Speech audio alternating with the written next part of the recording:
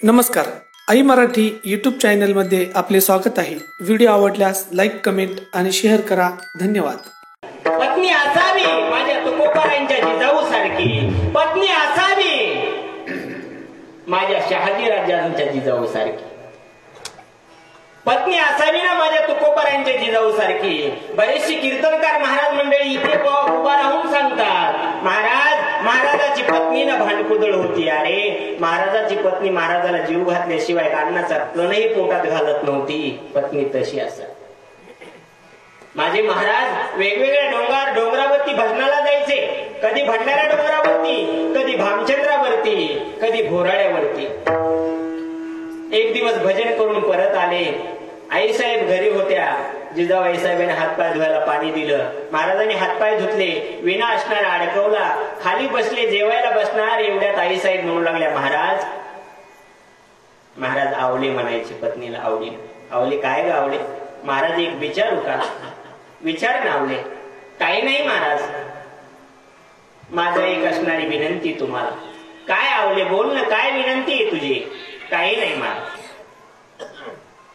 तुम्ही जेव्हा वेगवेगळ्या डोंगरावरती जाता ना, तेव्हा डोंगरावरती जात असताना मला सांगून जात जा ना, तुम्ही आज आवले मी आज भंडारा डोंगरावरती चाललोय, आवले मी आज भामचंद्रावरती चाललोय, आवले मी आज घोराड्यावरती चाललोय, तिकडेच भाकरी घेऊन या असं म्हणावं ना, तुम्ही असं म्हणत जा ना। महाराज हसून बोलले। महाराज म्हणून लागले, आवले का ग, तुला जेवायला खूप उशीर होतो म्हणून म्हणते का तू तसं? नाही हो महाराज, जेवायला मला उशीर होतोय म्हणून नाही, जेवायला मला उशीर होतोय म्हणून नाही, तर तुम्हाला जेवायला उशीर होतोय म्हणून।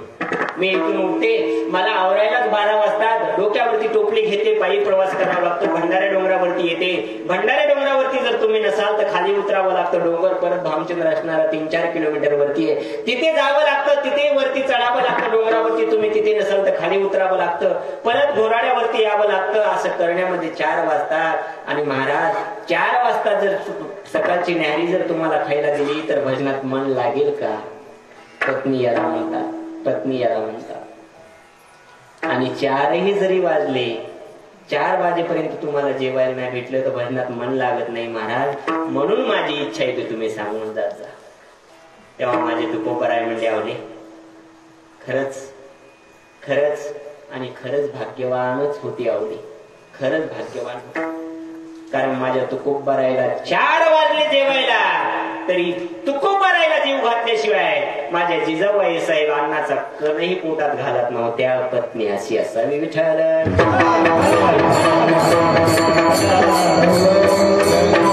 धोंडा महाराज देगलूरकरांसारखी असावी। पूर्वीचा दृष्टांत नाही, 10-12 वर्षाचा दृष्टांत आहे। जेव्हा धोंडा महाराज देगलूरकरांचं निर्याण झालं ना, वैकुंठ गमन झालं, तेव्हा धोंडा महाराज देगलूरकराला एका असणारं कोपऱ्याला असणारं टेकून बसवलं होतं। टेकून बसवण्यात जेव्हा आलं ना धोंडा महाराज देगलूरकराला, तेव्हा आजूबाजूला सर्व शिष्य मंडळी जमली होती। वय झालेलं होतं धोंडा महाराजांचं आणि आईसाहेबाचं वय झालेलं होतं। आईसाहेब असणाऱ्या बोलू लागल्या, दिसत नव्हतं, लोक कोण जमलेत महाराजासमोर म्हणून थोडस अंतःकरणात चरपिणी झाल्यासारखं झालं। ताई माहेरून आल्यासारखी दिसली, ताईला बोलवलं, ताई, मुलीला ताई म्हणायची आहे। ताई इकडे रे बाळा। काय गाई? ताई महाराजा भोवती जरा जास्तच माणसं जमा झालेली दिसतात, काय झालं ग, महाराज आजारीत का?